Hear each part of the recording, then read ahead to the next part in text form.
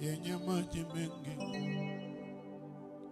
Bwana asema amenipanda mimi kando ya mito yenye maji mengi. Bwana asema amenipanda mimi kando ya mito yenye maji mengi.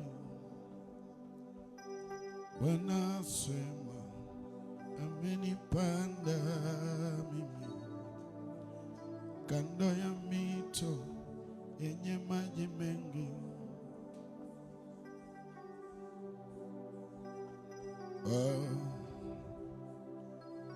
Kando ya mito yenye maji mengi.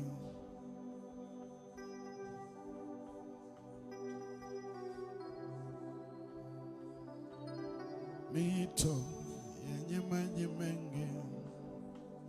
Bwana asema nipanda kando ya mito yenye maji mengi. Bwana asema, mshukuru tu, menipanda kando ya mito yenye maji mengi. Bwana asema amenipanda mimi kando ya mito yenye maji mengi. Bwana asema amenipanda mimi kando ya mito yenye maji mengi. Bwana asema amenipanda mimi kando ya mito yenye maji mengi. Bwana asema amenipanda mimi kando ya mito yenye maji mengi. Bwana asema amenipanda mimi kando ya mito yenye maji mengi. Bwana asema amenipanda mimi kando ya mito yenye maji mengi. Bwana asema amenipanda kando ya mito yenye maji mengi. Bwana asema amenipanda kando ya mito yenye maji mengi. Aya, are we ready to go? Huh? Sema amen. Hallelujah. Tunasema good morning 20. Good morning 2020. Sema good morning 2026. Balance easy speaker. Aya, mpigie Yesu makofi na watu wa utawala makofi.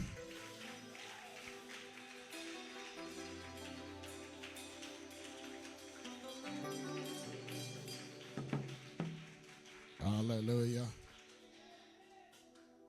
This is a second Sunday. Sindio?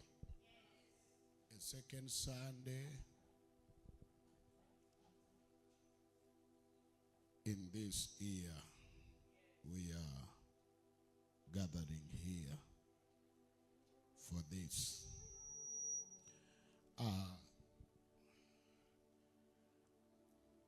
Flyer yetu inasemaje msichana? Patiana hii simu yangu wanitengenezea. Flyer yetu inasemaje?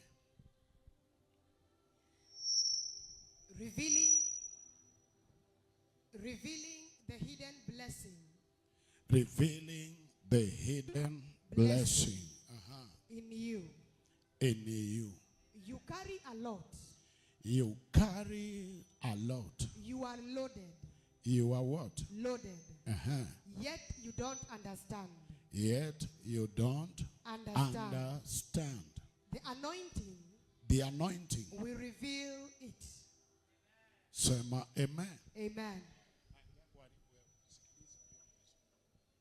Sema amen. Amen. You are blessed. Amen. I said you're blessed. Amen. Soma tena.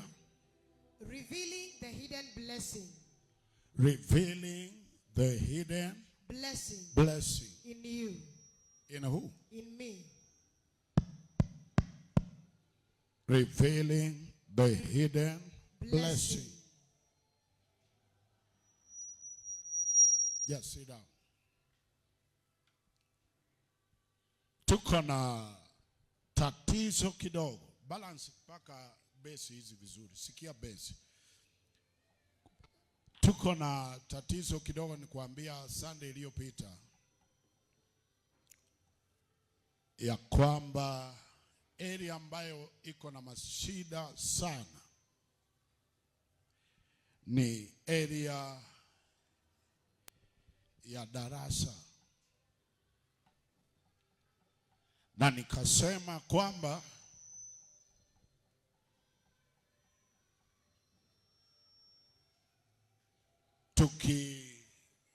tukianza kutafuta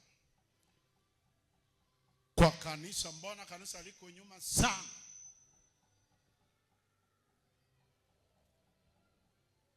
jambo la kwanza ni watu wa kanisa hawapendi masomo.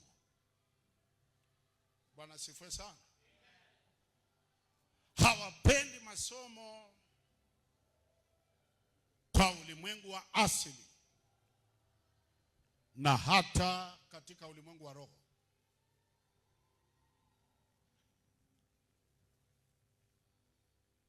Na hii imelete kizungumkuti sana. Bwana sifiwe sana. Sema amen kama mtu aliye tayari.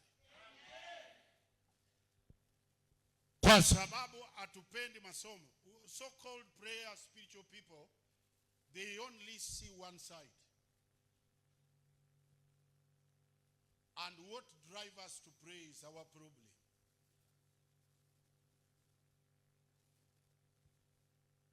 Sasa tunapokuja kuomba, we talk about our problem.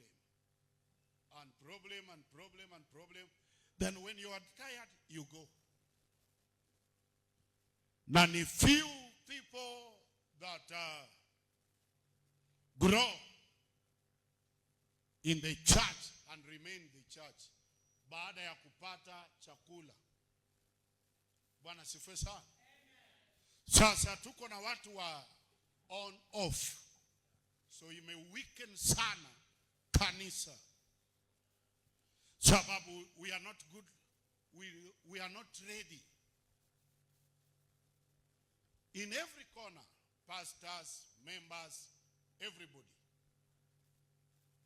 Because we are not ready to be taught by the Spirit and by the man. Hallelujah. Am I talking to somebody here? Sasa hii imezuia sana vitu mingi. Area nyingine ambayo imeleta matatizo inaposema mambo ya masomo,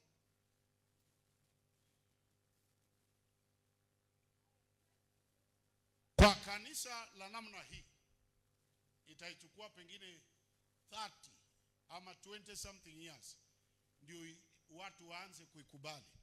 Sasa kwa sababu ya hiyo inabidi tuhubiri vile watu wanataka. Hatuleti watu huku, tunaenda kwa watu. So tunaongea language yao. Sasa kila siku kanisa iko na watoto. After 25 years in salvation, you are still a baby.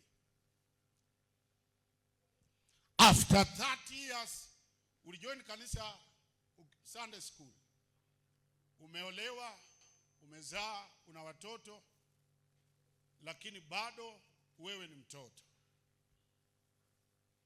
Sasa hii inafanya mhubiri, kwa sababu ya gharama na vitu ambavyo vinatakikana, aende kwa watu kila saa, akose kulete watu. Bwana sifiwe sana. Haleluya.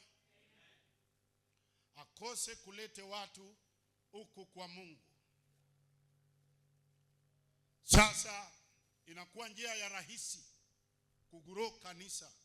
Tunapoongea ambaye tumehubiri sana hapa sana, hatujahubiri ingine, ni hiyo tu tumehubiri.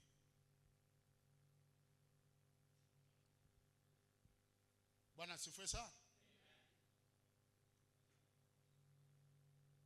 Hii imeleta tunakuwa na utoto sana sana, na kanisa imejaa na watoto kuliko watu wazima kiroho, na imedrive hao watu paka kuact hivyo kimwili. Na hiyo imeleta watu wengi hatujasherekea ama kusikia na kuona vitu ambavyo Mungu ametupatia. Bwana sifiwe sana. Haleluya. Na washirika na wao hawako tayari. Sasa pastor hata kama alifundishwa, anajua kweli, hawezi fundisha sababu inaenda mwendo wa polepole. Unaona, tukihubiri kama vile nahubiri hapa crusade, inakuwa kama it is a strange thing. Kwa level ya crusade zetu, haufai kuhubiri juu ya vitu ambavyo havitasisimua watu. Unafaa uhubiri kitu ambacho kitagadha. But 75% ya watu wanasimama hapo ni watu walio ndani ya kanisa. Bwana sifiwe sana. Na hii imefanya tukakosa ile tunasema ufahamu. Ufahamu unakuja kupitia masomo. Understanding comes through education. You must be educated. And if you are not educated, you lack understanding. And if you lack understanding, you will live like anybody else. Yet you carry a lot of things. So, this is almost the fourth week. Nimeongea hilo neno. Tulipoanza kusema you don't need a big God. You need to understand his ways. Then tukasema ya kwamba you need to have what? A teachable spirit or a teachable heart. Sema amen.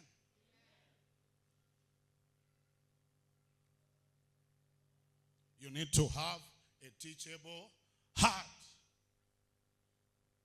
You need to have a desire. When I say teachable, you need to yearn.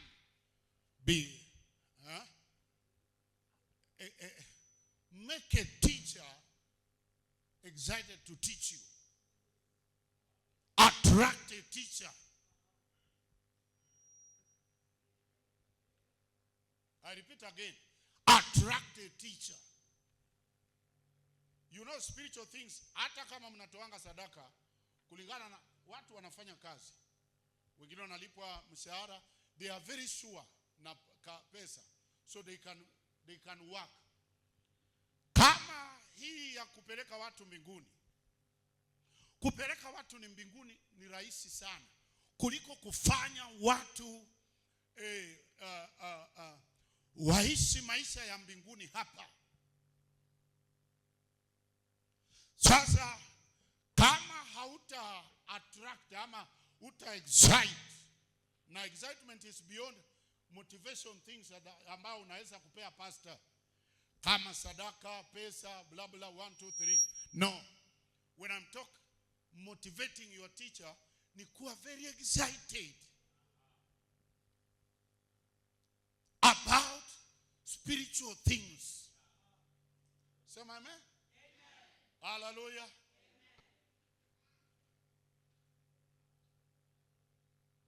Be ready to learn.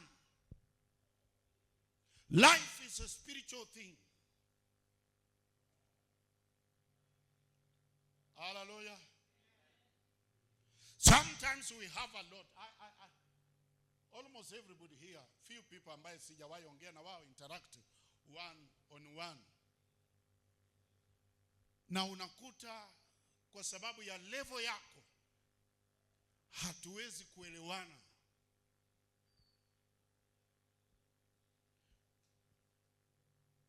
Nikikukazia, nilikuwa naongea na wale tulikuwa na wao maombi hapa siku ya Friday, siku ya Thursday, Thursday ndio tulikaa sana. Bwana sifiwe sana. Hallelujah. Nikawa nawaambia, niliuliza maswali. Nikauliza, ukiulizwa utasema Pastor Edward, ni kuwa favored na Mungu ama ni nini? Wengi walisema ni Mungu anakufavor.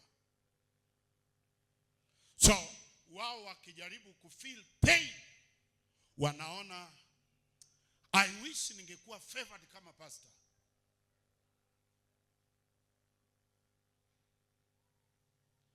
But I have used my journey.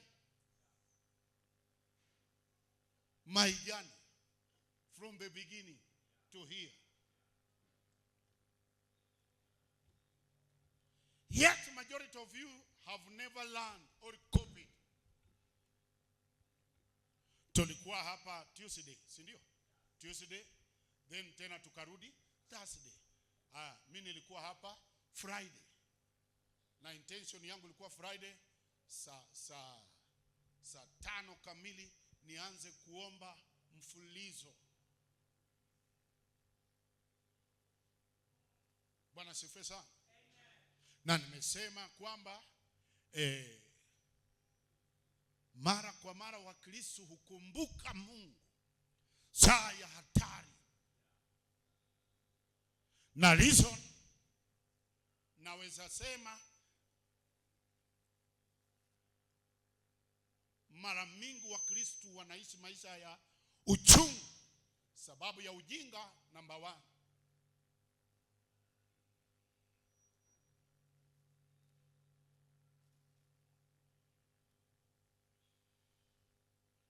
Number 2, they are lazy about spirituality. They are very lazy.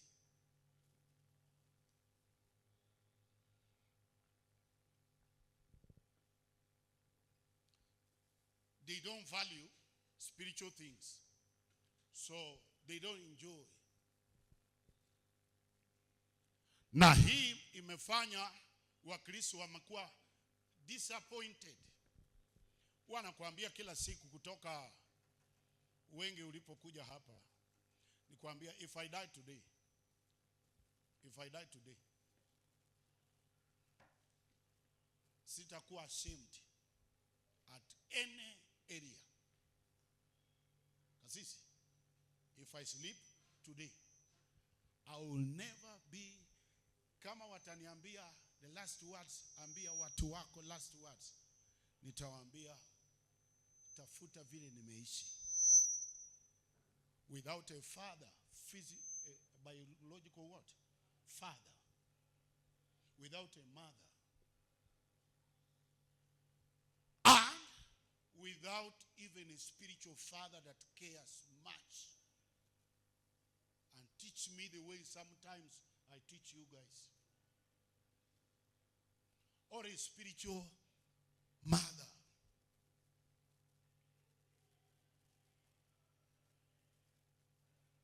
Sometimes nimefunza watu vitu ambavyo nimepewa saa hiyo,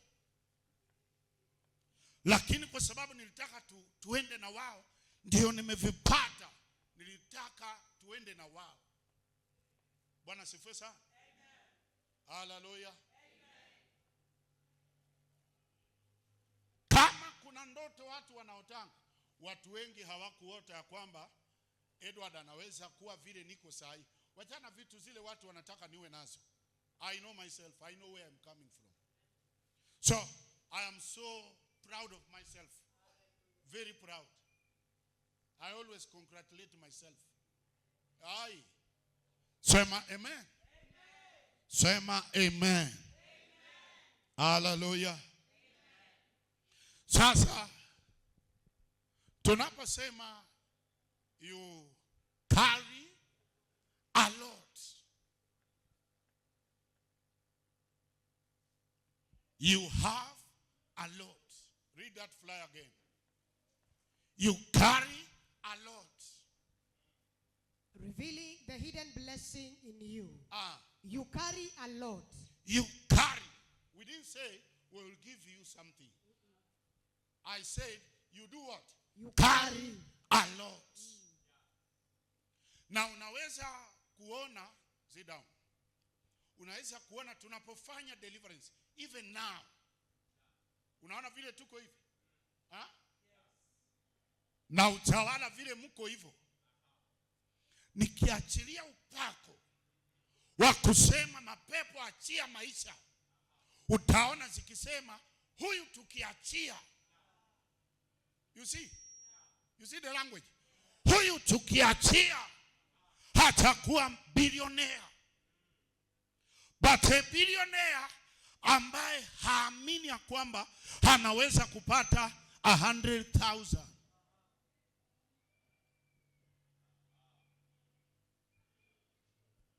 Anasema tukiachia huyu anaweza kuwa na huduma hatari. Lakini hapa hajui. Mtu mmoja aliandika kitabu nisoma, anasema one of the dangerous things ni kutembea na mtu kipofu. When I say a blind, kipofu si mtu ambaye anaongozwa na kijiti. Mtu ambaye ako tu. Nimeongea na walimu sana, wale wanasimamia high school teachers na sometimes few like 4-5 lecturers, professors. Wanasema ukitaka kujua mtoto anaenda mbali, vile ana act shule. A very disciplined child. Unaona hawa tunafanyanga vituko, nikirudi mimi nilipokuwa shule, you don't know where you are going. You do everything. Wakisema tuchapane, unachapana. Because you are blind. Unakuta kengine hakana mzazi, lakini kako very straightforward. Unasikia wanasema huyu ni kiongozi.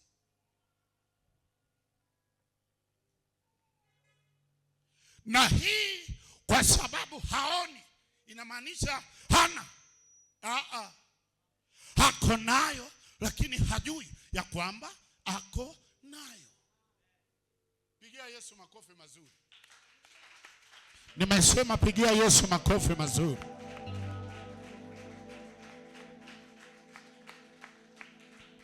Sema amen. Hallelujah. So, tunapoongea juu ya kwamba you carry a lot. You. God is not like your mother. God is not your father. Ambaye mama alimwambia niko mjamzito. Alafu akasema tena.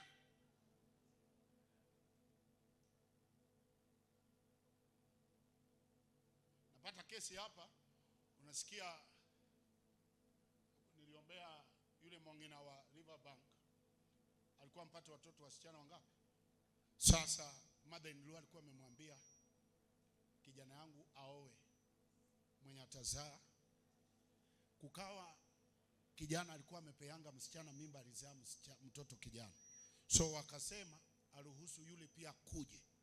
Yule alikuwa ameenda kaolewa, hakuzaa huko, akarudi. So akawa wanamwambia aruhusiwa afanye namna gani? Akuje, sababu hafanyi namna gani? Huyu hawezi kuzaa kijana. So tumemwombea hapa. Amezaa mtoto kijana. 1.5 mwaka amezaa mtoto kijana. 1.5 mwaka tena amezaa mtoto kijana.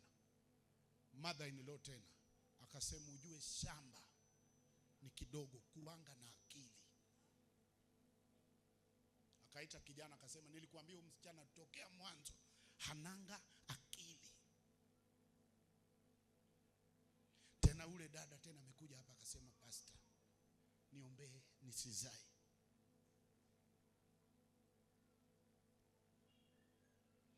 God is a planner. God is what? A planner. Everything that you will come, that thing is in you. I repeat again. Everything that you will do what? Become, that thing is in you.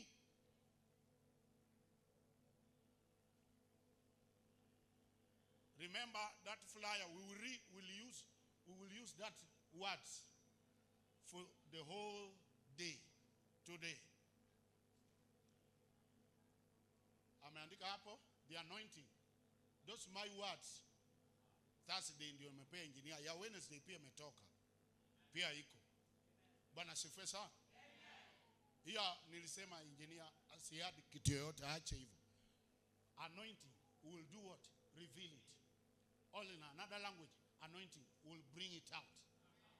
Sema amen. Hallelujah. Ukisoma Bible, unaposoma Bible, na hii unisikilize vizuri watu wa power. If you want to talk about power, you don't know power. I carry power. If you talk about miracles, I carry miracles. If you talk about fire, I am a fire. Say my amen. Hallelujah. Sasa Genesis anasema kila kitu alichozalisha Mungu, hicho kitu kilikuwa na mbegu. For example, tunakula maembe. Mtu mmoja anibaie maembe na nini? Machunga moja tu, mtu mmoja wale mko huko nyuma. One person kwa mama ndiye kamefungua hapa. Maembe moja tu na machunga moja. Nitakupea baada ya ibada ukule. So don't worry about your money. So my man. Hallelujah. Sitaki kukula, so asikuwe na wasiwasi. Hajaumba Mungu mtu alafu akaendelea kuumba. Alipomuumba aliweka mbegu ndani ya mtu. Alipoumba mwembe aliumba mbegu ndani ya mwembe. Unaona inaenda hivi. Mwembe huzaa mbegu, mbegu huzaa mwembe. So Pastor Edward, we are talking about car and houses.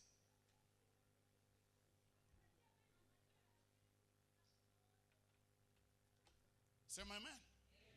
The first person, a man, it was a man. God was the first person to build a city.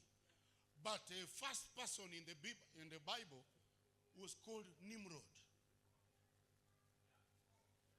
Was called who? Nimrod. To intend to do what? To build a city. Say my man. Hallelujah. A city is an idea in a man. Unaona hii nyumba vile iko hivi, ni kitu kilikuwa ndani ya mtu. Sasa mtu anaizaa. Am I talking to someone here? Hallelujah.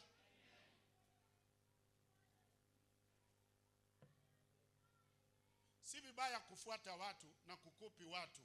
Listen to me, nitawauliza. tutakuwa na class Tuesday, tutaomba usiku hapa. I will question kile nilikuwa nafundisha. Bwana sifiwe sana. Unaona saa zingine nabii anatabiri. Wewe dada, leta, usikate, leta tu hivyo. Toa kwa sahani, leta. Unaombea mtu, unamwambia na nabii wanatumia language, wanasema naona. Usikii nabii akisema nakupea. Sema amen. Ukiona hii maembe kulingana na taratibu za Mungu, hii kitu chakula iko nje, ndani kuna nini? Kumaanisha kuna ya kukula na kuna mwembe wa maembe ndani ya hii.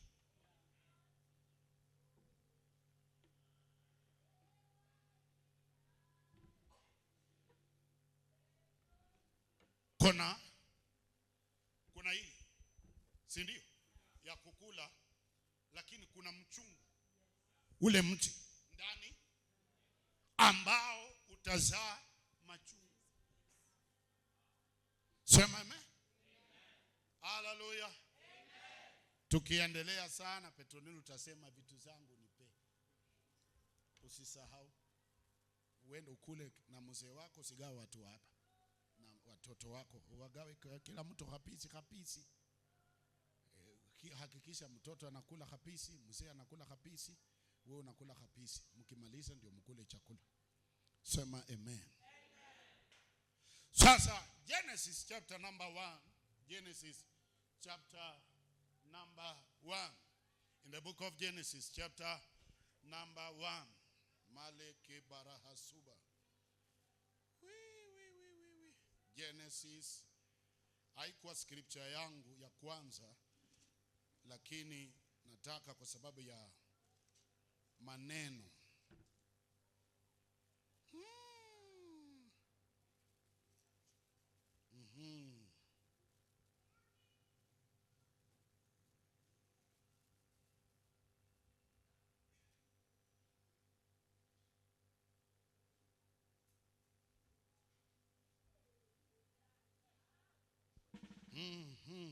Sema amen.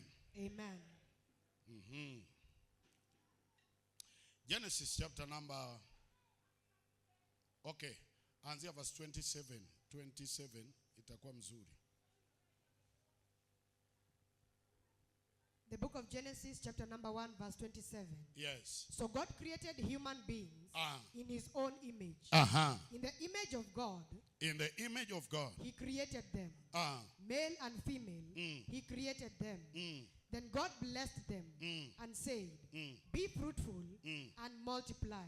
Fill the earth and govern it. Reign over the fish in the sea, the birds in the sky, and all the animals that scurry along the ground. Then God said, Look, I have given you every seed-bearing plant.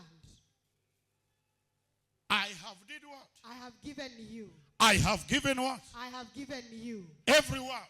Every seed-bearing plant throughout the earth, and all the fruit trees for your food. And I have given every green plant. Say amen. Amen. Sasa produce miti, lakini anasema ndani ya miti kuna nini? Mbegu. Ndani ya mbegu kuna nini? Talk to me somebody. Say amen. Amen. Hallelujah. Amen. Am I talking to a believer here? Yes. Sasa mwanadamu, God bless you. Mwanadamu ndani ya moyo wake, in the heart of a man. Okay, tunaposema heart si my heart, hii ya kupump damu.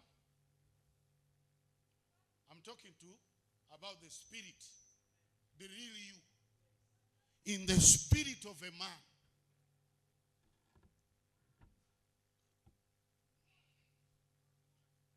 In that man, there is a lot. There is what? a lot. Some of them, they have more than what they needed. You have an overflow.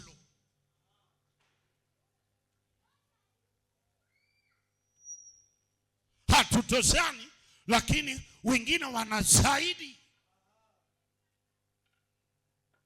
Kama ni ubunifu, Bwana sifiwe sana, wao ni zaidi. Na hii yote iko ndani ya mtu. Sema amen. Haleluya. Unaposikia akisema laana, laana inamaanisha itakuzuia kuzalisha vitu ambavyo Mungu alifanya namna gani? Aliweka ndani yako. Baraka inakusaidia kuzaa. Baraka inakusaidia kufanya namna gani? Kuzaa. Blessings make you to be what? Productive. Blessings brings productivity. Bwana sifiwe sana.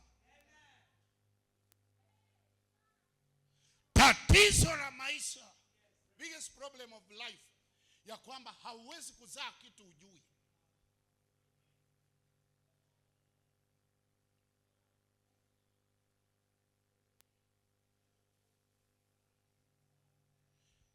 You cannot produce what you don't know. Hallelujah. King James Version, chapter number 20, the book of Proverbs, verse 5. Chapter number 20, verse 5. Sema, the heart of a man.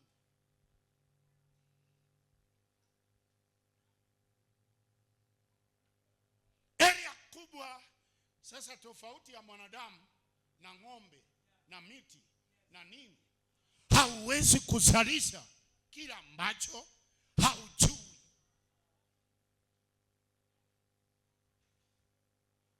So, area ya kwanza ya kusucceed ni kuanza kugundua the hidden treasure, the value, the things that you carry. Hii ni area ya kwanza na ya faida sana iwapo mtu atagundua mapema. Soma. The book of Proverbs 20 verse 5.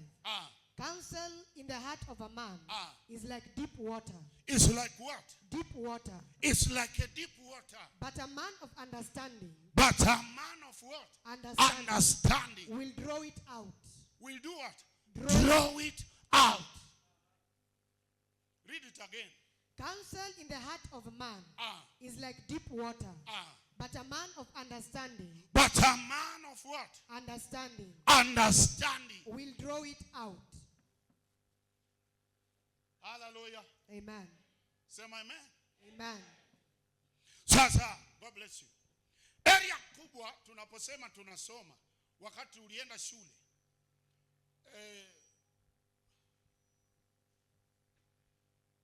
To some extent shule si mbaya. Ya masomo ya kawaida nisema the third dimension of wisdom, mojawapo ni hiyo ya kuenda shule, university, professor, whatever, in any level. But somehow shule, for example, tunapobase sana kwa matokeo ya mtihani, shule zimefungia watu wengi sana. So tukitegemea I believe in education. So usinichukue vibaya. Masomo, I think kama wanaweza naweza kupea masomo 10% out of 100. Mahali masomo ina affect maisha ya mtu. 10. Talk to me somebody. 10 what? Sema amen. Naweza without fear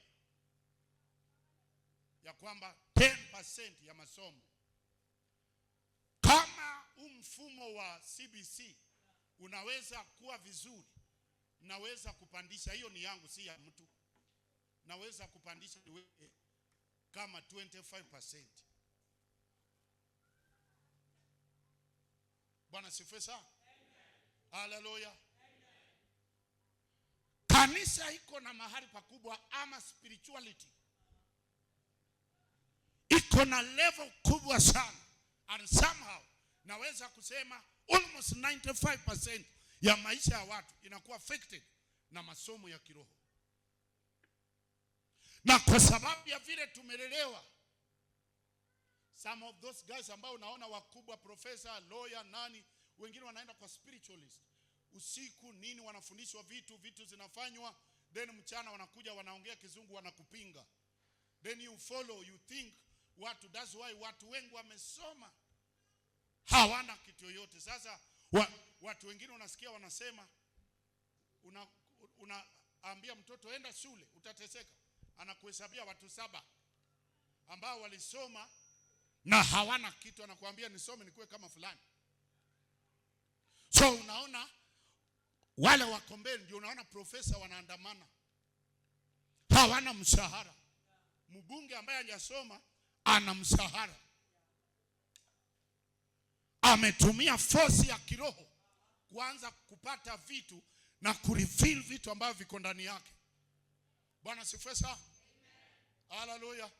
Anasema what? A counsel in the heart of what? Counsel in the heart of man. In the heart of a man is like deep water. It's like what? Sikiliza statement anasema, it's like what? Deep water. So si maji ina flow, si maji na kukujia. Anasema it's like what? A deep water. Even you, to discover you need to have understanding. Tunaelewana mtu hapa? Reason kubwa watu wao wanasema life begin at 40, na very foolish statement ya life begin at 40. Ni kwa sababu saa ile sasa mtu anaanza kufocus. You are late. Kama utafika 40 na ujijui, very too late. Sababu ya 40 wale waliweka hiyo sababu, akifika 40 sasa anagundua ni saa 5 na bado hata sina hata maji. Ukikutana na watu na night dress wanakushtuka.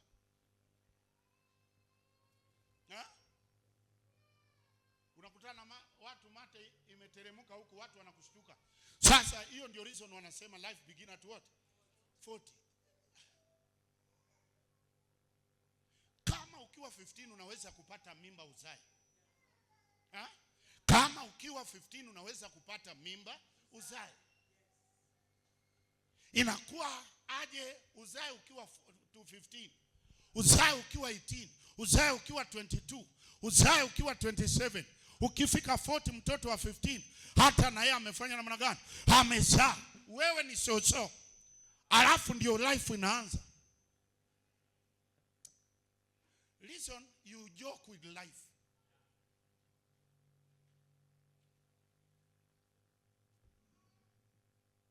Bwana sifiwe sana. Amen.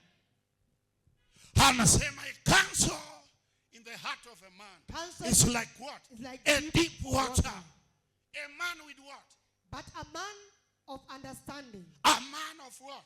Understanding. Understanding. Will draw it out. Will do what? Draw it out. So area ya kwanza mtu anafaa kujua. Anasema chapter number 23 verse 23. Anasema buy the truth and do not sell it. Proverbs 23 verse 23. Buy the truth. Buy the truth. And do not sell it. And do not sell it. Also wisdom. Also, which means anasema go where people will make you discover who you are. Na some extent tunapofanya mikutano ya revival, anointing inafanya utakuta kwamba utabebwa na nguvu ya Mungu. You can see your vision. You can see yourself. Then a man or a woman of God anakuja na kuelezea. Bwana sifiwe sana. Amen. Tunapokuwa katika hizi tunafanya one on one, to some extent huwa naacha sana kufocus kwa mambo ya mapepo na watu maadui. Nataka sana kujua huyu ni nani amekuja hapa. Na wengine huwa nawaambia, wengine nawatabiria na waacha. Sasa nabaki na huzuni ya kwamba I wish angejijua. Saa zingine tunapoomba anasema buy the truth and do not sell it. And do not sell it. Buy it. In my suggestion, buy it early. To my understanding, buy it before you get an ID card. Buy early. Buy wisdom early. Buy the truth early in your life. Usijali wale tumepita. Nitakuja hapa. Don't worry.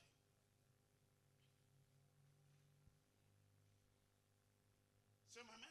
Amen. Hallelujah. Amen. Solomon ni extension ya vision za David. Solomon, can you give your daughter, your son, the direction of your life? Can you write things that you want to fulfill? Wachana na mambo ya nyumba. Wachana na mambo ya kupata degree. What do you want to be in life? Can you write it down? Umwambie, I think baada ya kufanya vitu zote, if you can follow this, you can go far.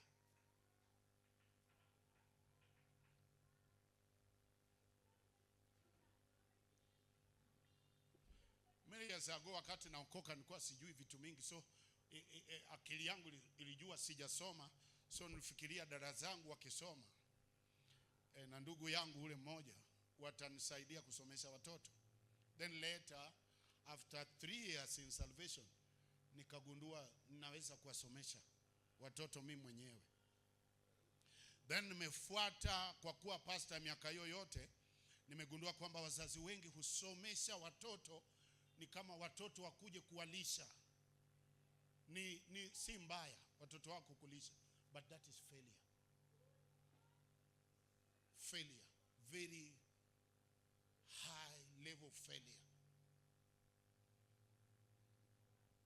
Wahubiri wapendi kuongelelea hiyo, lakini one of failures ni hiyo kusomesha watoto watakuja you are 30s, alafu kitu unafanya bidii ni wasome wakuje kukulisha.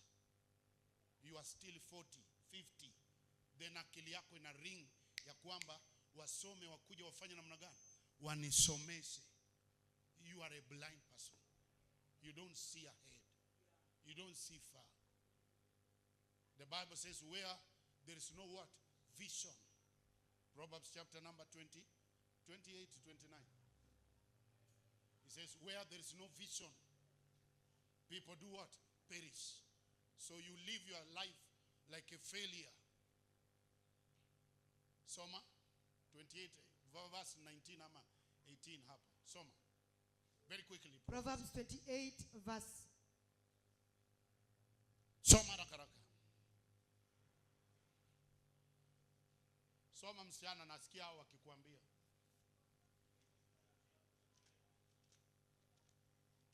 Soma. Proverbs 29 verse 18. Where there is no revelation. Soma tu. Where there is no revelation, the people cast off restraint. Sema amen. Amen. Unasoma NIV? New King James. King James version. Ama good news. Sema amen. Reason anaposema revelation means vision. Vision means light. Vision means light. Means you see. So you are not bitter. You know where you are going. Soma. A nation without God's guidance. Where there is no vision. Just that version.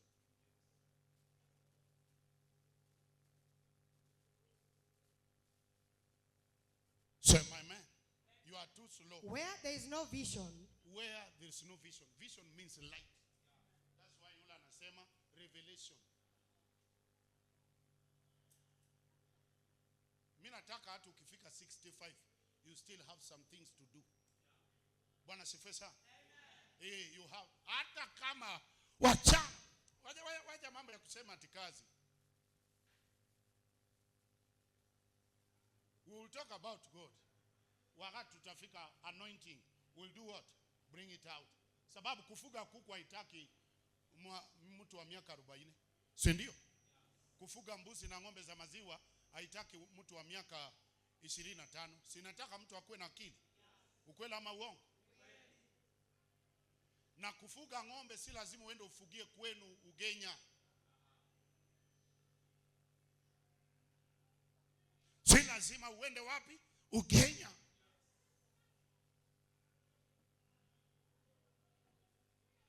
Ugenya huko ni mbali, hata kama utafuga kuku kuuza ni matatizo.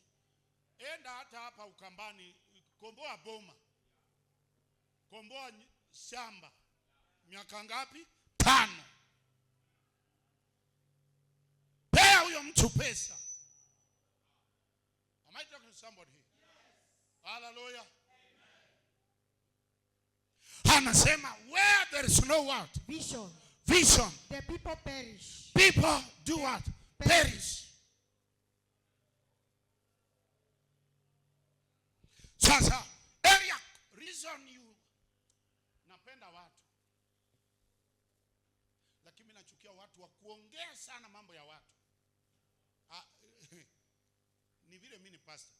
Lakini mimi kama unataka tukikaa na wewe muda mrefu, alafu kila saa ni stories za watu. I hate it with my blood. Nachukia sana watu kuchukua pasa nimekuletea. Nachukia sana. Kama kuna watu siwezi kupelekana wao, ni watu wa kule. We have a lot to talk about ourselves. Kama hatuwezi kudiscuss juu yetu, to discuss Mungu. Sema amen. Amen. Hallelujah. Amen. Hata tuseme tuingie chama, tununuliane mattress. Mattress zetu zimeisha. Yako imeisha, yangu imeisha, hata yangu imeisha. Tuingie chama. Hii mattress tunataka ni 30,000. Mimi niko na 15. Wewe nipatie after 3 months na sisi tukubaie. Basi. Bwana sifiwe sana. Amen. Hata nikikaa hivi nakumbuka watu tuliingia nao chama, nilinunua kitanda yangu 1,300 Mkuru kwa Sinai. The reason I don't have many friends because human beings. I used to think watu wakienda university kuna vile wanageuswanga akili. Wanatoka huko wanakuwa burukenge. Sasa ndio hawasikii. Kitu wako nayo ni Kiingereza. Kwanza sasa Google anaweza Google kila kitu. Lakini hawezi Google maisha yake. Moja wapo ya faida ya Roho Mtakatifu. Na huwa nashangaa sana watu wanapokataa maombi. Moja wapo ya faida ya Roho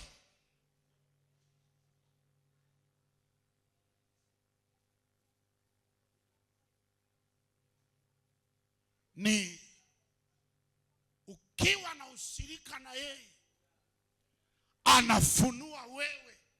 Remember what I always say, prayer do what? Reveals you. To who? Talk to me somebody. To who? To me.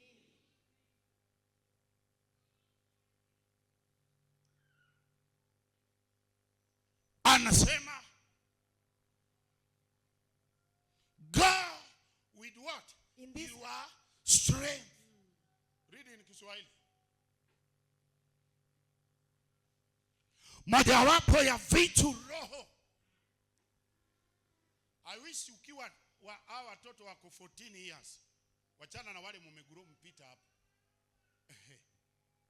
Ukiwa 15, 14, 16, then you understand the fellowship of the Holy Spirit and the prayer. Say amen. Amen. Hallelujah. Amen.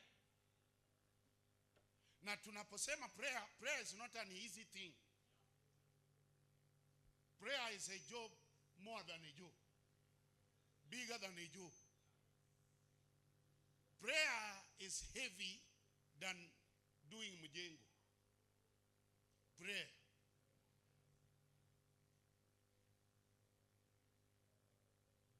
Sema amen. Amen. Hallelujah. Soma Kiswahili. Mwenyezi Mungu akamgeukia. Verse 13. 13. Gideoni akamwambia, Bwana wangu, ikiwa Mwenyezi Mungu yupo pamoja nasi, mbona mambo haya yote yametupata? Anasema mbona, unaona statement. Go back to verse 11. 11. Malaika mwenye Kiswahili hicho kingine. Unaona, hii ndio statement tunapoongea na watu, na hii ndio inaboesha watu kwa sababu wanataka tutaenda hapo na kuhakikishia nguvu ya Mungu itafuruga vitu ndani yako. Amen. Lakini baada ya kuvurugishwa hivyo, kama hautakuwa na ufahamu, bado hizo maroho zitarudi.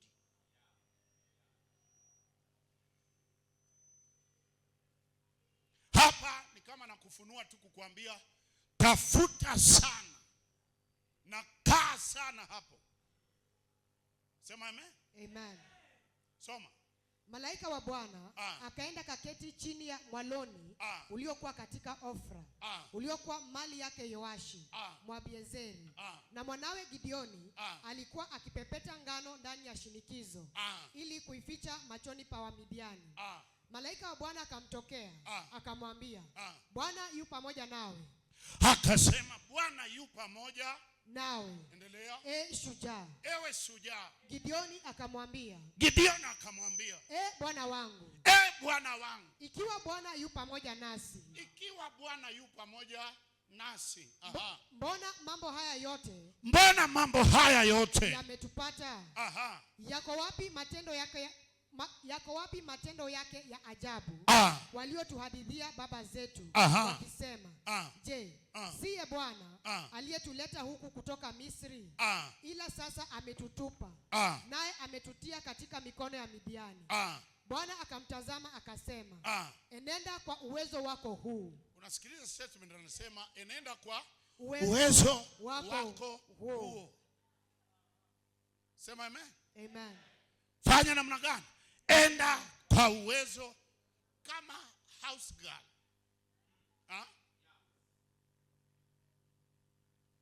Nimefanya kazi za chini sana mimi.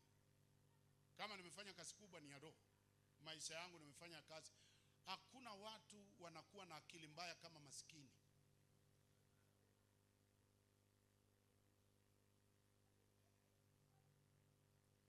Usichezee mambo ya pesa. Ujue watu wengine wameingia kwa mashetani.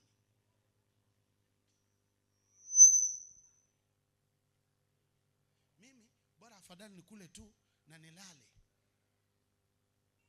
na usizae. Kama unataka tu kukula na kulala usizae. Usituletee shida hapa mbona tunateseka, watu wanisaidie, usizae. Kama kazi yako ni kukula na kulala, kula ulale mpaka siku ile utalala kabisa. Usijaribu kuzaa.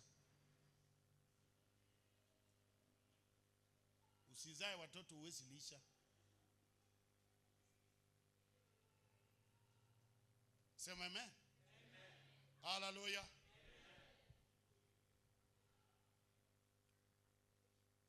Kama maskini atagundua ya kwamba yeye si maskini, yeye ndiyo tajiri baada ya huyu, kila saa anapoajiriwa mahali popote atajiriwa, akili yake haitakuwa kwa mshahara. Am I talking to someone here? Bwana sifiwe sana. Akili yake itatoka kwa mshahara. Akili yake itakuwa niko shule. Akili yake itakuwa wapi? Niko shule. Kando na ujuzi. Akifanya nini? Mbona ako vile ako? Ni nini kilimfanya awe hivi? Sababu kwa siku anaweza kuspend pesa anayonilipa mwezi. Mbona yeye anaendelea? Ushaona watu wa kwetu wale wanasemanga bibi akae nyumbani ndio tuendelee. Lakini bibi kukaa nyumbani bado nyinyi mnaendelea, bado nyinyi ni nini? Fukara, tukile mmejikaza tu. Reason kubwa kwa sababu you don't know. Na utaki kwenda, naongea na wale hata magraduate. Hata kama utajiriwa kwa kampuni, learn to learn. Learn to do what? To learn.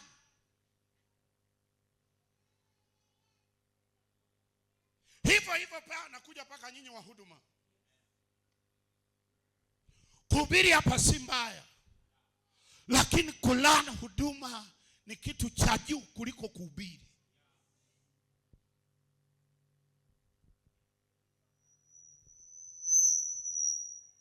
Sema amen.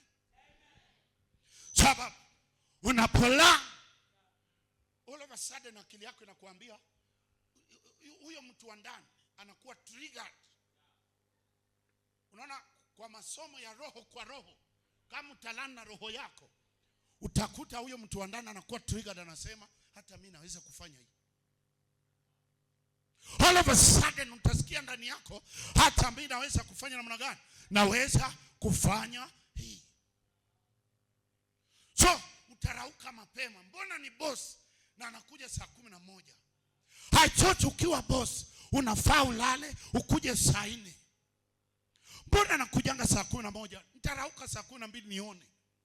Hakikuona bosi wengi, akikuona watu wanaingianga saa 2 anakuona saa 1, hataanza kukupiga na wewe story hapo kabla watu waingie. Anapopiga story hiyo ndio itakufunua. Ukumbuke, kumbe sio vile nilikuwa nafikiria. Bwana sifiwe sana. Haleluya. Lakini wewe unafika kazi saa 2:15 kila siku, uko na excuse. Halafu unaomba Mungu akubariki na kukuinua. Mungu ashakubariki. Nitaongelea hiyo ibada nyingine ile. Ashakubariki kitu ambayo unatafuta. Tulishafanya ibada, anasema the midwife anointing. Si tulishafanya hapa ibada? Si tulishafanya hiyo ibada hapa? Midwife what? Anointing.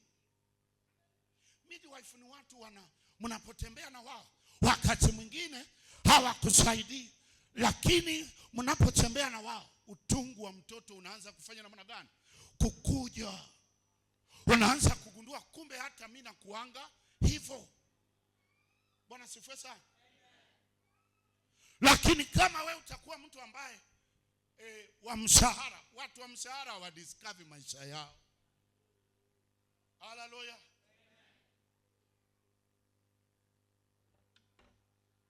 A man who is in honor yet does not know. A man who has everything yet does not understand. He's like what? A beast. Si vibaya kufanya biashara, lakini vibaya kufanya biashara 10 years. 1 2 3 4 5 10. Miaka ngapi? Na stories zile uko nazo ni 7 years ago ya kama si hawa kuja hapa nilikuwa nauza. Inamaanisha kuna level ya biashara haujazaa ndani yako. Na kwa sababu haujaizaa, sasa wateja hawawezi kukujia wa hiyo klasi. Wa hiyo nini? Klasi. So unataka kila saa ukuwe mbunifu ambaye unazalisha vitu mpya kila saa. Kumaanisha unafaa kuwa unasoma kila saa na kuelewa ni nini ambacho nimepata huu mwaka 2020 what? Bwana sifiwe sana. Soma 49:20. The book of Psalms 49 verse 20. A man that is in honor. A man that is in honor. And understandeth not. Unapofanya biashara, gundua biashara hiyo siku moja unaweza gonjeka mwezi moja. Kama nitagonjeka mwezi moja na mimi ndio mama, mimi ndio baba, mimi ndiye auntie, mimi ndiye uncle. Watu wote ni watoto, inikirudi mama yangu, inikirudi baba yangu, inikirudi siblings wangu, inikirudi watu wote. Pita huko kijana. Sema amen. Amen. Unafaa kujiquestion kila saa unapokaa chini. Bible inasema kuna mtu aliye katika matatizo na aombe. Kuomba itafunua suluhisho ya matatizo. Unafaa kukaa chini uangalie. Unasema mimi ndio baba, mimi ndio mama, mimi ndio babu, mimi ndio auntie. Uko na relative wengi lakini wote wanakula kwa mikono yako. So unafaa kuwa nikigonjeka miezi 3. Things happen. When things of life happen, nitakuwa aje? Hawa walaji watapeleka midomo yao kwa jirani. Wewe na watoto wako mtabaki hapo. So ni vipi naweza kuinua hii biashara? Ilikuwa kila siku biashara. Unaona mtu wa mwembe, unapoanza kutoa maembe, hautoi maembe mingi. Ukweli ama uongo? Ha? Ama ni huko kwetu tu? Ha? Inakuwa hivyo. Utakuta umetoa maembe 7, 10. Bwana sifiwe sana. Sasa watu 10 walidepend kwa huo mwembe. Na ukiona huo mwembe, hata hizi machunga zinalete matawi. Haya matawi ni mbolea ya kufanya zizae tena zaidi. Kumaanisha hujilisha. Hii kwa kanisa ni ngumu kuhubiri vitu kama hizi. Bwana sifiwe sana. Haleluya. Bwana atanibariki, nitakuwa na magari na mashamba na vitu mingi. Hata kubariki. Asha kubariki. Na nitaeleza hiyo kwa hiyo ibada nyingine. Bwana sifiwe sana.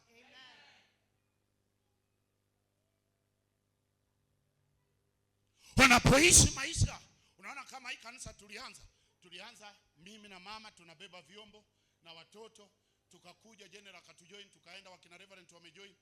Sasa kila siku lazima tuanze kufikiria, kama siku ile sitakuwa Sunday, nani anaweza kuhubiri? Kama sitakuwa one on one, nani anaweza kuona watu? Na huyo mtu unaweza kumsustain katika hiyo level. Sasa ujipime kabisa, uanze kujipigia. Mama ndiye alikuwa naimba, na nafikiri hao wameimba wajafika hiyo level.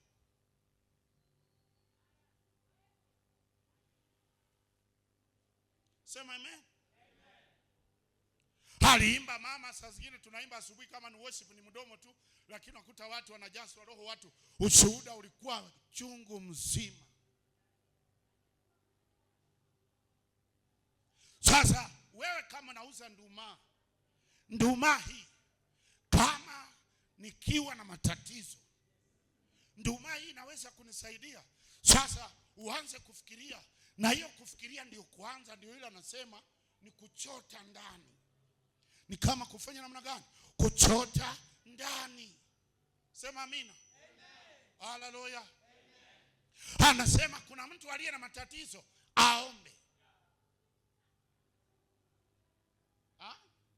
James chapter number 5 verse 13. Anasema, is there anyone afflicted? Let him do what? Pray. This prayer is not solving problem. It's to go and understand.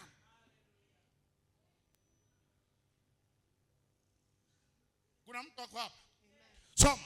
James 5 verse 13. Is any among you afflicted? Is any among you afflicted? Let him pray. Let him do what? Pray. Why prayer? Nimekuambia prayer reveals you to you. Sema amen.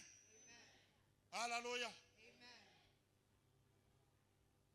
Prayer reveals you to you. In another language, I can say prayer also educates you. Prayer also, I said here, prayer will add value.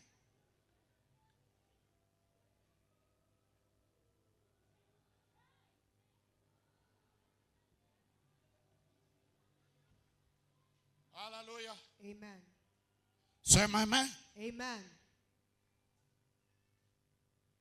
You will get wisdom how to handle life. Lakini kikubwa sana ambaye nimegundua katika maombi. Sema amina. Amen. Hallelujah. Sana kile nimegundua sana maombi hufunua. Watu wengi wajaagiri hapo. Watu wengi wanaonanga maombi yao ni nipatie, nifanyie, nielekeze. Maombi hureveal. Maombi hufunua siri zilizo ndani ya mtu. Sitaki ati akiombewa. Maombi hufunua vitu ambavyo unaanza kuona vision. Na ukiona vision za maisha yako, usidoubt. Kumbuka nilipokuambia hapa nikakwambia, ukiona vision mzuri, andika chini na itilie maanani, itafakari sana. Mara mingi sisi utafakari sana vision mbaya, mpaka tunatafuta mtu wa kututafsiria.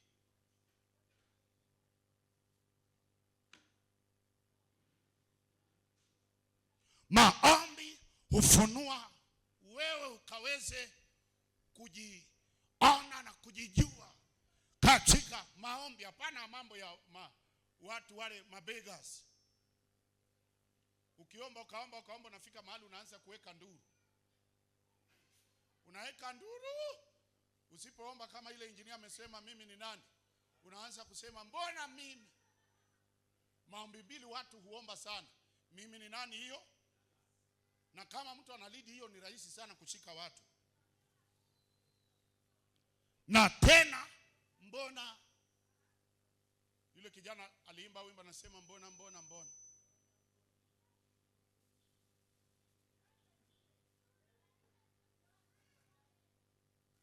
The reason watu wanakuja ni kuambia kama hautagrow kwa kujijua, inamaanisha hauongezi dhamana. You are not adding value to you. Na anasema Yesu, chumvi ikikosa ladha. Sasa watu wakianza kukosa kukuvalue, unasema ona vile wananidharau. Value inakupatia kukuambia utakuwa straight. Kila saa wale wanafikiria wamejua, wanagundua hawajakupata vile walikuwa wanafikiria. Bwana sifiwe sana. Na hii ndio kitu moja wapo ambaye imefanya Mungu akakuwa vile ako. Anasema Yesu anasema nyinyi ni chumvi, lakini chumvi ikikosa ladha, which means kunafika level ambayo ladha inafanya namna gani? Inaenda chini. Anasema humwaga kwa barabara, alafu watu hufanya namna gani? Wanakuja na kuikanyaga. Sasa ukiona watu wanaanza kukudharau, inaonyesha your value is too low. Don't blame them. Just add value. Matthew chapter number 5. Soma haraka msichana.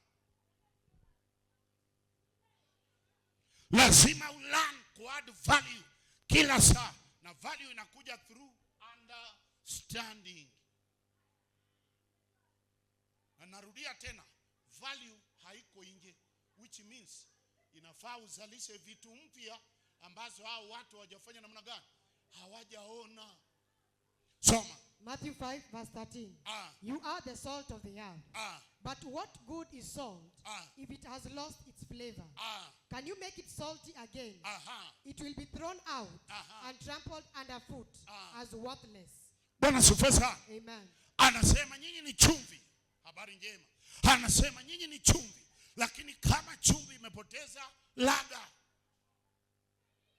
kama wewe ni mwimbaji ama mhubiri, you need to add value, learn more. To discover what you carry, which means you bear fresh fruits always. Soma. Nyinyi ni chumvi ya dunia. Lakini chumvi ikipoteza ladha yake, itakolezwa na nini? Anasema ikipoteza nini? Ladha. Anasema itafanywa namna gani? Itakolezwa na nini? Haifai kitu tena. Haifai kitu tena. Ila hutupwa nje. Anasema ila hufanywa namna gani? So ukiona haupigiwi simu, hautafutwi, inaonyesha ladha imefanywa namna gani? Imeenda chini. Add another value. And value comes through understanding.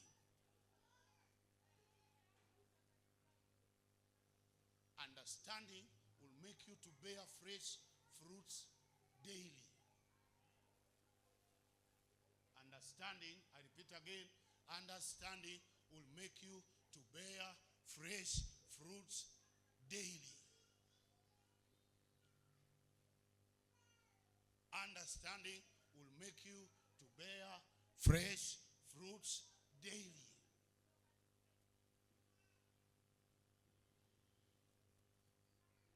Fresh fruits, it attracts the first customers and the new customers. Fresh fruits, it attracts those regular customers daily. Because when they come, wanakukuta uko na style mpya, na italeta tena watu wapya.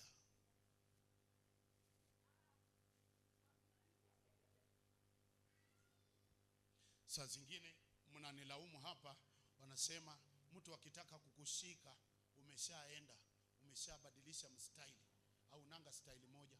Reason kubwa ya wanadamu, I knew this very early in the ministry, ya kwamba wanadamu wanatakanga kujue tu, then wanakuacha hapo. So nikasema God,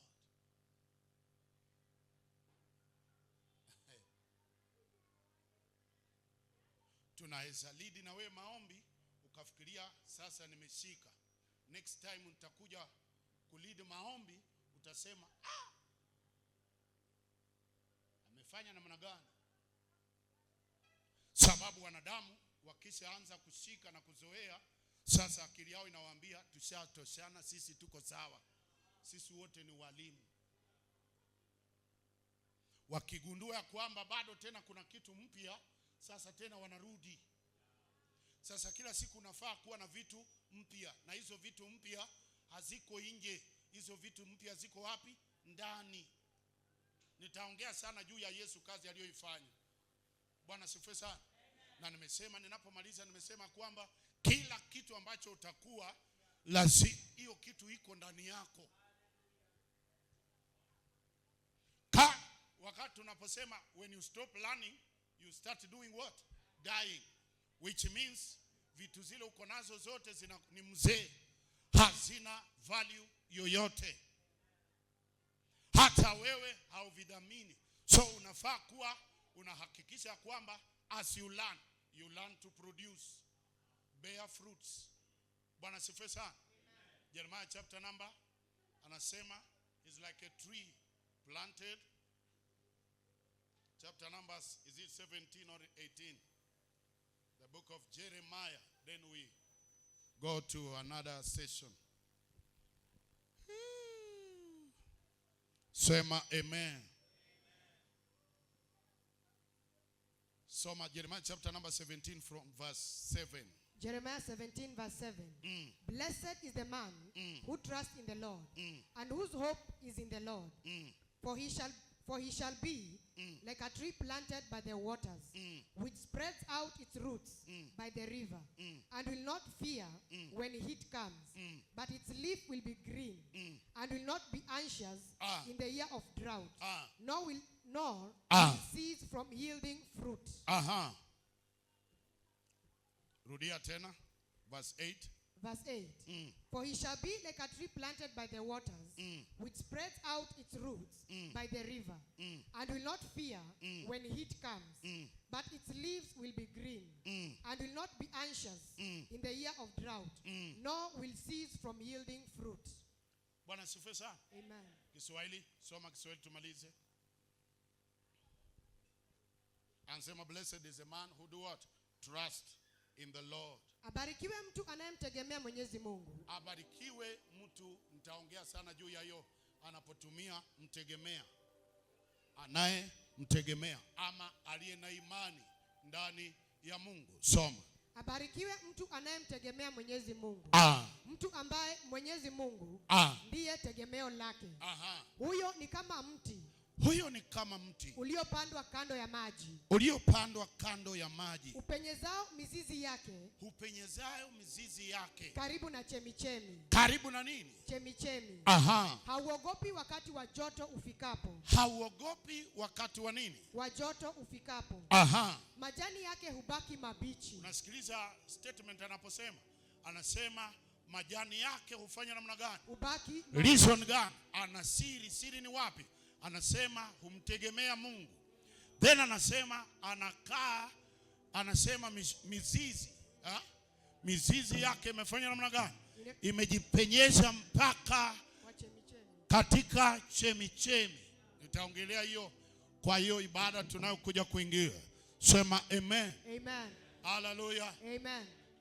Anasema yeye hatafanya namna gani? Hauogopi wakati wa joto ufikapo. Hauogopi wakati wa joto ufikapo. Majani yake hubaki mabichi. Sasa watu wanaposema waja nitumie language, wanasema agement, wanasema vitu zimekataa. Watu kama sisi hatuwezi kupata faida tena. Unaona watu wengi wale mmekaa hapa Nairobi sasa, miaka inaenda. Kile unafikiria ni kurudi ushago ulime shamba ungojee kifo. Alafu naenda ushago taishi 25 years ushago. Na ulitoka hapo ukiwa 65. Unakufa ukiwa 90. Na hasira. Uliacha watoto hapa Nairobi. Uliwaambia watakutumianga, wakakwambia tutakutumia. Unaonanga tu kwa mtandao wanakula smoky na sausage. Wanakula hamburger, wanatuma picha, wanakutumia picha ya watoto wao vile wanaswim. Hasira inakushika. Unaanza kusema nililisha, wakuje kulisha tu watoto wao. Wazazi wanajua kitu naongea, wanajua. Kulea watu alafu warudi kukusaidia, ita create a lot of pain in your heart. A lot of pain, a lot of pain. Anasema huyu haogopi wakati wa joto ufikapo. Majani yake hubaki mabichi. Hauhangaiki katika mwaka wa ukame. Na hautaacha kuzaa matunda. Hautaacha kuzaa matunda, which means value yake haitafanya namna gani? Haitaenda chini. Hasemi matunda aliyozaa haitazeeka. Anasema hataacha kuzaa. Soma hiyo mwisho hapo. Anasema hataacha kuzaa. Hangaiki hataacha kuzaa. Hautaacha kuzaa matunda. Hautaacha kuzaa matunda. Paulo, just sit down. Paulo anasema, na hii scripture watu wengi wanaandikia watu kwa matanga. Wanaandikia kimtu kijana mlevi, mjinga, mwisi, jambazi. That you have fought a good fight of faith. Na hata hakununua bulangeti. Kitu alilete ni kesi ya polisi. Bwana sifiwe sana. Dr. Miles Monroe anasema kama kuna mahali kuna utajiri ni kaburini. Kama kuna mahali kuna utajiri mwingi ni wapi? Ongea na mimi mtu. Bwana sifiwe sana. Anasema kama unataka kwenda kuona mahali, nilikuwa nashangaa, nilikuwa nafikiria ni nguo zile wanazikanga nazo maiti. Nilikuwa natafuta anasemaga nini huyu. Nilimsikiliza muda mrefu before akufa. Akasema na hakuacha kurudia. Video zake ziko, ukienda YouTube wake uandike Dr. Myles Munroe. Alisema kama kuna mahali kuna utajiri mkubwa sana ni makaburini. Then siku moja aka-explain akasema wamekufa watu na vitu, hawakuzalisha vitu ambazo walifaa kufanya namna gani? Kuzalisha. Kanisa iko na kitu moja, mzae muongezeke. Pastor ako na watoto 7. Yeye mwenyewe hawezi kununua tai. Anaambia watu huwezi kupanga family planning. Kama huwezi kupanga family planning, usitumie hata simu. Hata simu ni ya wanadamu. Usitume email.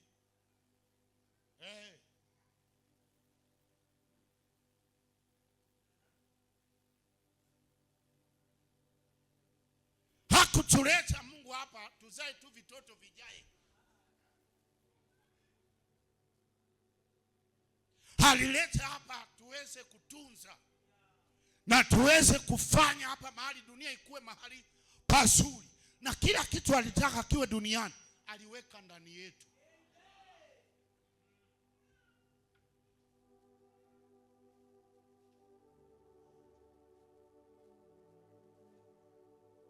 Rafiki yangu pastor,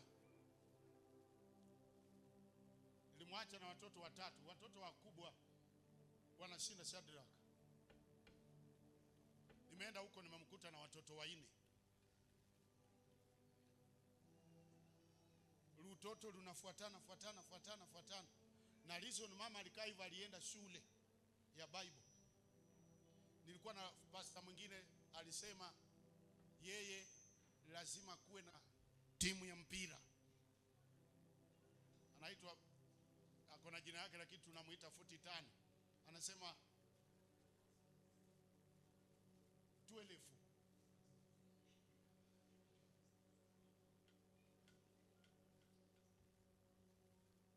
Alafu koti umevaa umeomba. Si shetani, ni ujinga. Ni ujinga. Najua si mzuri, ni ujinga.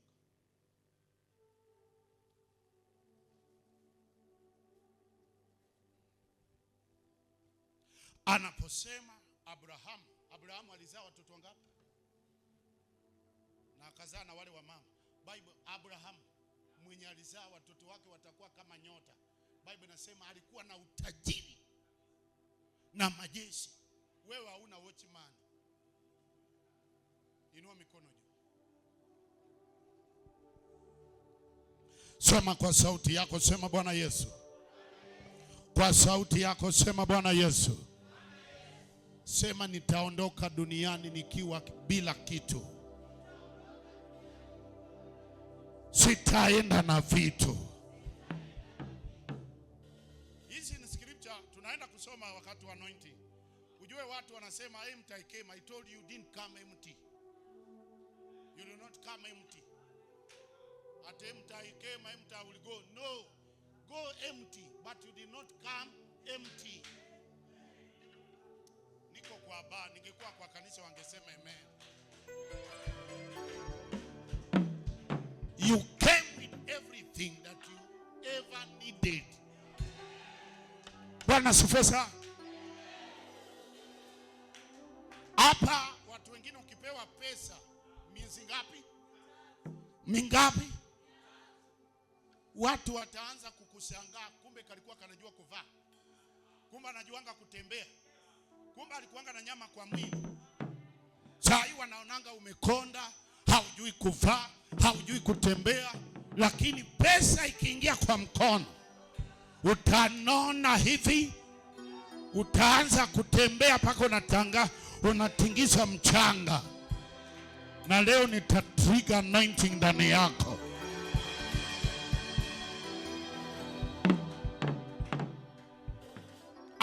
Leo nitaombea mtu hapa mpaka asikie utashikwa na wazimu ya kufanya maendeleo.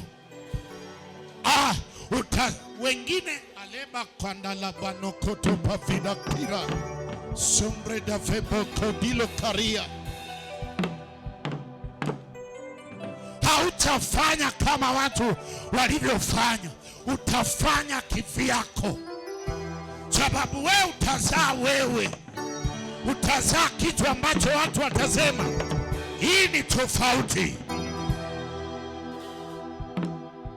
Anointing, tunaposema the anointing will reveal it. The anointing will make you to understand. The anointing also will make you to do what? To birth those visions, those ideas, those sounds, that ministry, that business. Sema amen. Hautakaa. One of the useless things, na hii nimestruggle.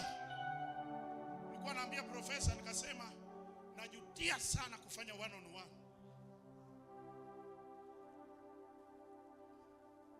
Sababu unaongelesha mtu, unamuongelesha, unafikiria ameshika, anasema nitabirie na niroga.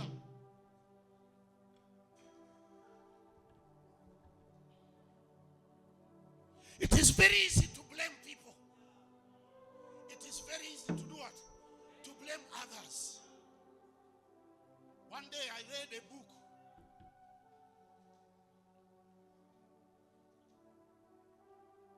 Slavery is good than freedom. The book. Slavery, mwandishi kutoka South Africa. Si ya kanisa, wa kanisa waandiki hiyo. Slavery is good than freedom. Because slavery, you will blame who made you a slave. Freedom, everybody including you, you blame you. Until you will grow to say I'm ready to take responsibility. And one of the just things to make you understand your life and take responsibility. Receive it now. Receive it now. Receive it now. Say this with me. I will not blame anybody. You didn't hear me. I said, say this with me. I will not blame anybody. I will not blame myself. I will not blame my color. I will not blame my country. I will take responsibility. I will be accountable. I'm not a failure. I'm blessed. I'm blessed. I'm blessed. I'm blessed. I'm blessed.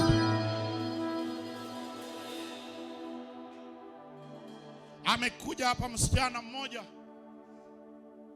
mwaka jana, si miaka 3 iliyopita, mwaka jana. Nimemwombea hapa, akasema nataka kwenda nje. Ameenda nje.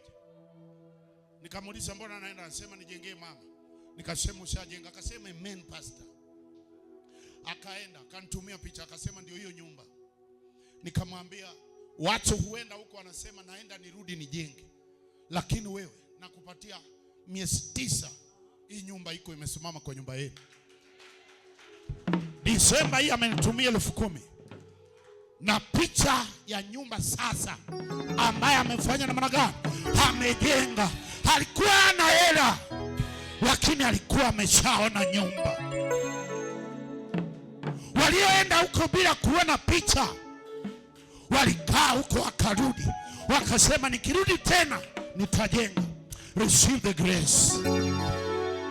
I said receive the grace. Receive the grace. Receive the grace. Receive the grace. Receive the grace. Receive the grace. We ngoja, tunakuja ile ilikuwa ya kuanzisha. Tunakuja ile ambaye itachechemua huu ujinga wa kwenu wote uondoke ndani yako, ambaye itakoroga hiyo upumbavu yote iondoke. Yule mama nimemwombea sana, yule Eunice alikuwa anaitwa Nyabumala. Nyabumala mzee alikuwa anafanya Kenya Pipeline. Akafa, watu wa kwake kutoka huko Ugenya wakamnyang'anya kila kitu, wakamwacha hivyo. Hakutuwahi kutujoin. Toka 2013 hakuwahi kutujoin. Alibaki mshirika wa one on one. Maybe Wednesday saa zingine, ama tukiwa na ibada special anakuja. Anaenda Anglican sababu ni mwalimu pale Anglican hapa Embakasi.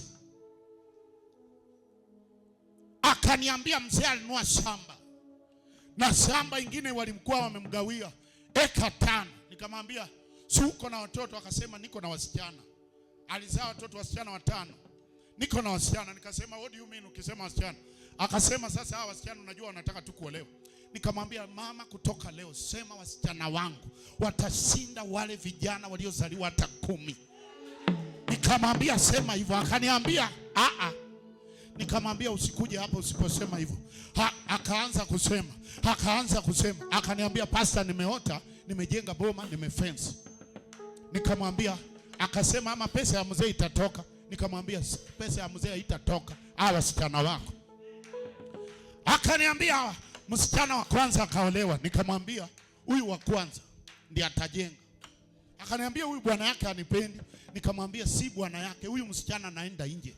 Akasema na pasa ameolewa. Nikasema ameenda nje.